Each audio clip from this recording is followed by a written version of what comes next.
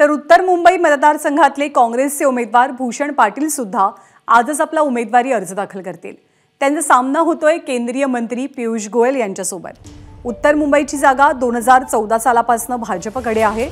विद्यमान खासदार गोपाळ शेट्टी यांचा जनसंपर्क प्रचंड मोठा आहे। त्यांच्या जागी यंदा पियुष गोयल निवडणूक लढवतात। त्यामुळे या जागेवरती भाजपचा पराभव करणं हे महाविकास आघाडीसाठी एक मोठं आव्हान असेल असे राजकीय जाणकारांचं मत आहे। नक्की पियुषजी गोयल एक हाय प्रोफाइल नेता आहे। केंद्रीय मंत्री 10 वर्ष राहिलेले आहेत, पण त्याचबरोबर त्यांची दुसरी बाजू पण आहे, ते लोकांशी कनेक्ट नाही आहेत। जनमानसात त्यांचा काही अनुभव नाही आहे, कधीच त्यांनी निवडणूक लढलेली नाही आहे आणि त्यामध्ये काँग्रेसने हेच बघून माझ्यासारख्या स्थानिक कार्यकर्त्याला उमेदवारी दिली इकडनं की लोकांशी मी कनेक्ट आहे, रोज लोकांना भेटतो, 24/7 त्यांना अवेलेबल असतो।